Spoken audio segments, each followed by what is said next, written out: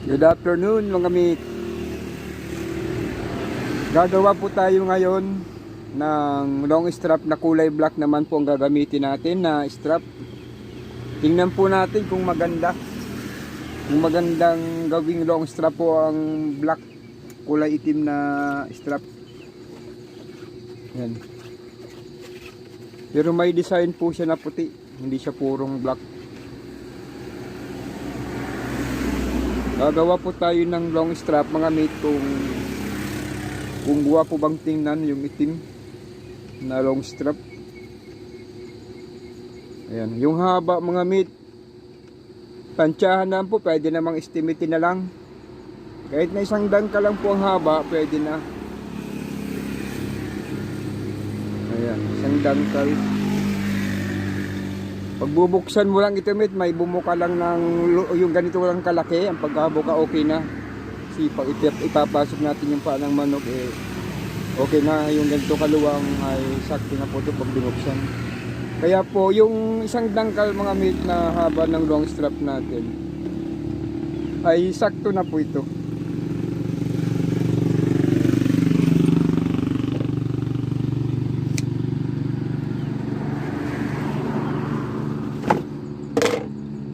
Maglalagay po tayo ng transparent hose mamaya na mga mate. Ito muna.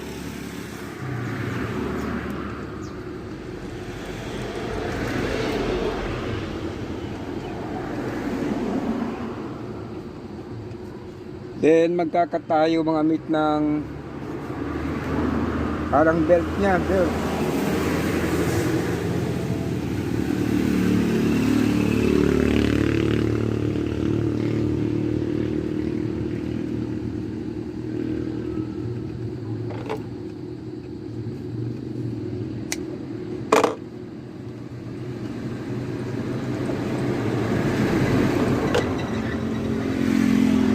Estimatein lang natin mate yung laki, yung luwang ng sa paa.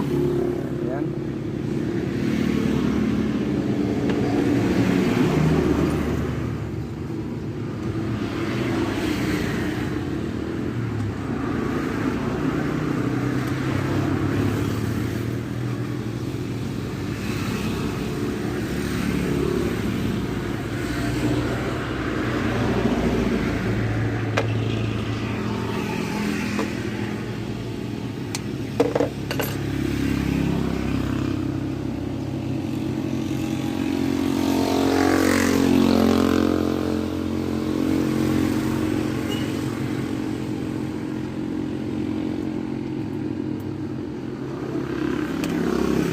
Gagamit po tayo ng Himachi na size 9 9mm.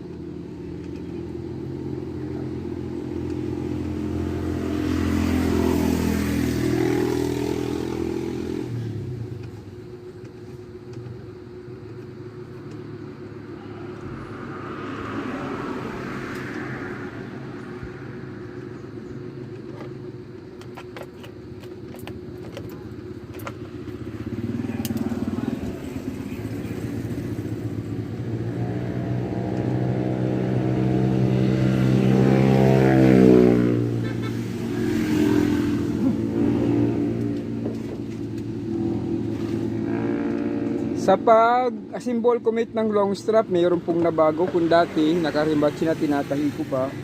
Pero sa ngayon, may naisip po akong paraan kung paano mas matibay nang hindi na kailangang itahi. Kasi matagal po gawin kapag itatahi mo pa. Nakaisip ako ng magandang ideya na matibay na siya kahit hindi mo itahi. Kasi sa laki po ng Himachi na ginakabit natin, sapat na po ito, matibay na. Ang gagawin na lang po natin mate para maging pulido ito, kailangan papasuin nyo po ito para maging pantay at kakapit po siya rito sa pinaka-belt nya. Ganito lang po yan mga mate. Ayan. Ang content natin mga mate, ito po ay para po makatulong sa ating kapwa. Tulungan lang po tayo. Kung ano po yung nalalaman nyo, i-share nyo rin po. Ganon din po yung nalalaman ko. Akin din po i-share sa inyo. Tulungan lang po tayo mga men.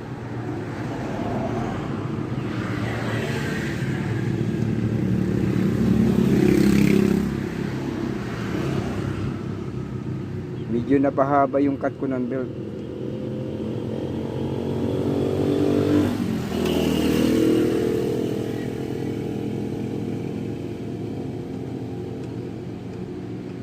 Napaka simple lang mga mate.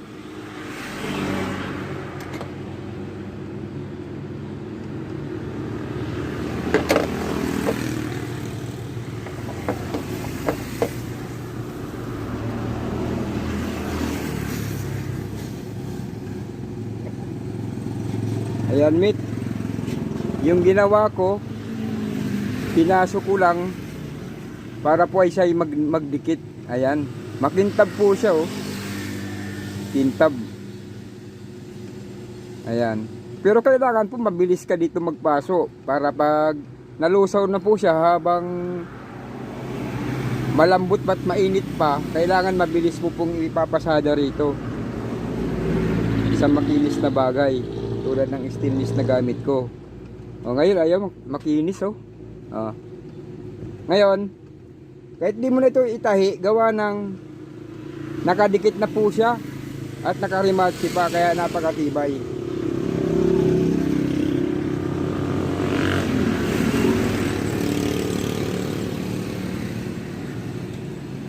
Ayan.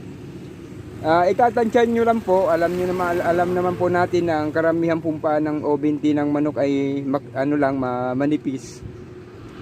Sakto lang po ito, pagkasya lang po itong hinliliit natin, sakto na po yan. Kaya mga mate, mapaistag or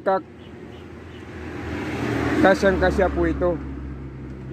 Ang ginaganda para dito mga mate, dahil double strap po siya. Dito single strap, napakalambot, napakaganda sa paa ng manok. Pero kailangan po ang gagamitin natin mate na strap ay yung class A. Ayan oh, ganda. Ay tatapusin natin.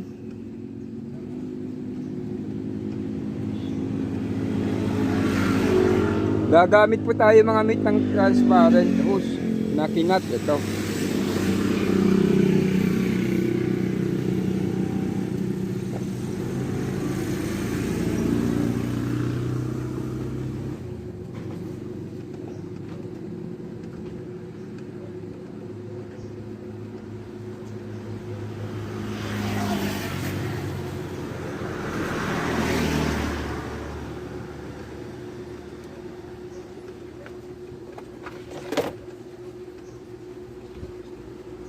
Lalagay po ulit tayo ng rimatchi mga mate. Para saan po? Para matibay.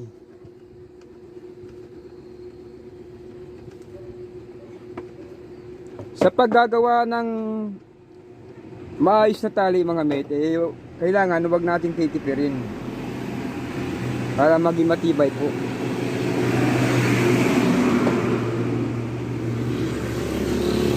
At para sa mga bumibili po na gustong bumili ay hindi naman po nakakaya sa kanila. Yung paggagawa natin ay hindi natin tinipid.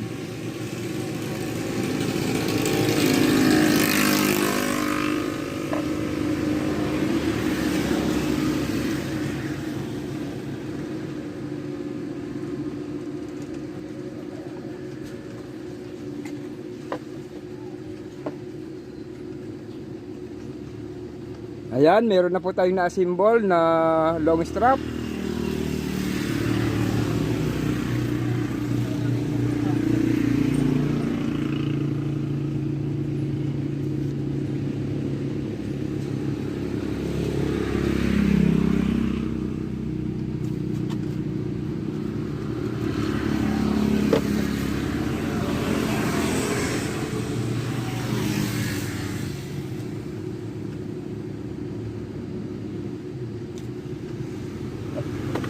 Pag magbubutas tayo dito mate sa paglalagyan ng ating roof ng lubid, ay kailangan mas maluwang po. Medyo maluwang sa ilalagay nating lubid. Para dito pa lang po magpi-play po yung lubid natin. Magpi-play po siya pag naikabit na po natin sa ating manok.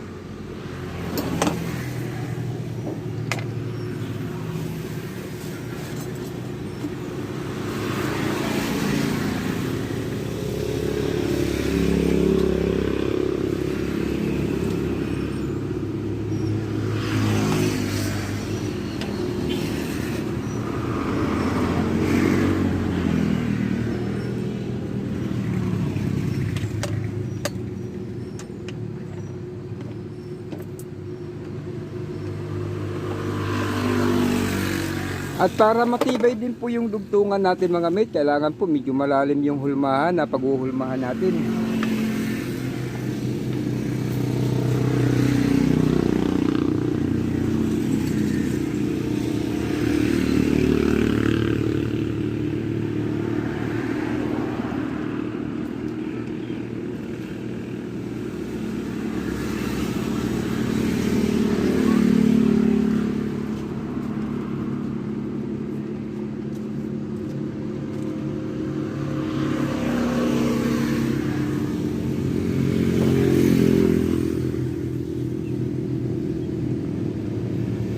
Kailangan pag ididiin sa paghulma, kailangan po madiin. Iwas lang po para hindi tayo mapaso. Pero hindi po maiwasan eh. Talagang paminsan-minsan po napapaso ako, tinipis ko na lang.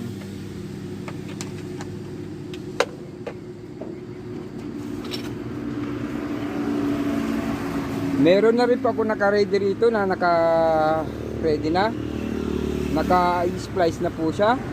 Para kahit hindi na po tayo gagamit ng swivel, basta katamtaman lang po yung luwang para iikot po yung tali para hindi po pupulupot.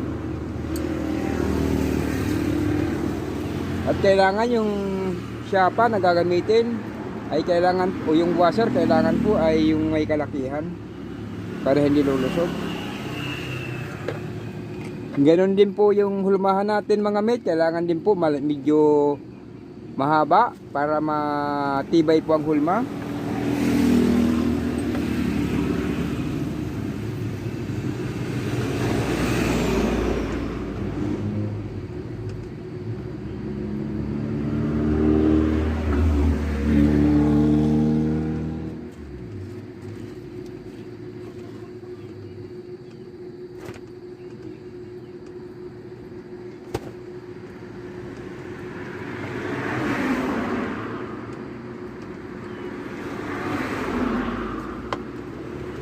Hintayin po nating lumamig mate yung pagkahulma para hindi tayo mapaso bago tanggalin sa hulmahan.